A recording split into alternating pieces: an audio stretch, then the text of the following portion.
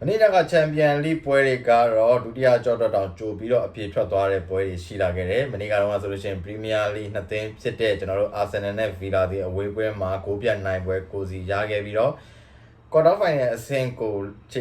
တစ်ဖက်လမ်းသွားခဲ့ပြီလို့ပြောနိုင်တယ်။အာဆင်နယ်ဆိုလို့ရှိရင် PSV ကိုအဝေးပွဲမှာ9-9နဲ့တောင်နိုင်ပြီးတော့နောက်တစ်ကြော့ကန်စရာမလိုဘဲနဲ့ကွာတာဖိုင်နယ်ကိုတောင်ရောက်နေပြီလို့ဆိုနိုင်တယ်။ဆိုတော့ဗီလာက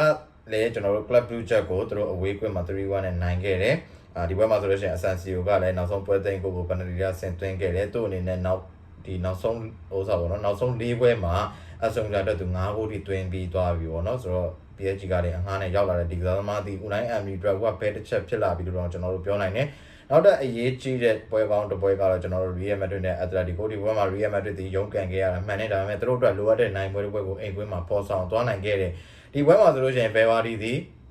ပွဲနာနီမှာကြိုက်ခိုင်မှုပြည့်ပြီဆိုပြီးတော့ဝင်ကန်ခဲ့တယ်။ဆိုတော့သူ့ရဲ့ပွဲစား3မိနစ်မှာခင်းမိလိုက်တဲ့ဘောလုံးလမ်းကြောင်းကတကယ်ကိုကျွတ်စင်เนาะခင်းချပေးလိုက်တာရိုဒီဂိုကလည်းတကယ်ကိုရုံးအားတော်တော်လေးကောင်းခဲ့ပြီးတော့တိုင်ဘက်ကစားသမားနဲ့သူရုံးကန်ဆွဲထွက်ပြီးတော့ဘယ်ဂျင်နဲ့တောင်းတယ်ကိုအပြင်းကန်သွားတယ်။ဒီကိုပြီးတဲ့နောက်မှာပထမပိုင်းမပြီးခင်သူတို့ Everest ရဲ့ခြေပါကိုခွင့်ပြုခဲ့ရတယ်ဒါပေမဲ့ဒုတိယပိုင်းမှာ Brahim Diaz ကလှပပဲเนาะအသက်တွေကိုနောက်ကန်သူတွေကြားထဲမှာရိန်းထိုးလှုပ်ရှားပြီးတော့ကိုသမားရဲ့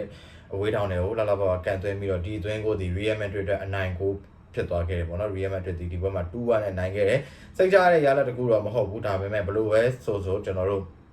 ပထမအကြော့အိမ်ကွင်းမှာအနိုင်ရလဒ်ကိုယူထားနိုင်တာဒီချန်ပီယံလိအဆင့်တွေမှာတော့ကျွန်တော်တို့ပြောမယ်ဆိုရင်အားသာချက်တကူလို့ပြောနိုင်တယ်ပြီးတော့ကမှဒေါ်မွန်နဲ့လိုင်းဒီပွဲကတော့တစ်ဖက်တစ်ကိုးစီသေးနေပဲကျွန်တော်တို့ပွဲပြီးဆုံးသွားခဲ့တယ်ပေါ့နော်ဆိုတော့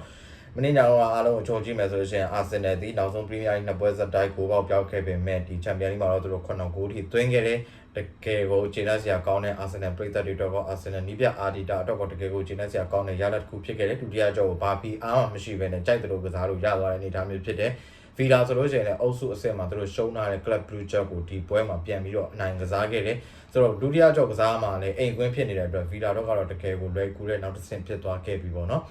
ဆိုတော့ကောင်းပါပြီကျွန်တော်ဒီနေ့တော့ဒီလောက်နဲ့ပဲရန်နာချင်ပါတယ်မနက်ဖြန်မှာတော့ဒီညကစားမဲ့ချန်ပီယံလိနောက်ထပ်ရှုံး26တင်ဆင်ပွဲပြီးသုံးသက်ချင်တဲ့လူကျွန်တော်ပြန်လာခဲ့ပါမယ်အားလုံးကိုကျေးဇူးတင်ပါတယ်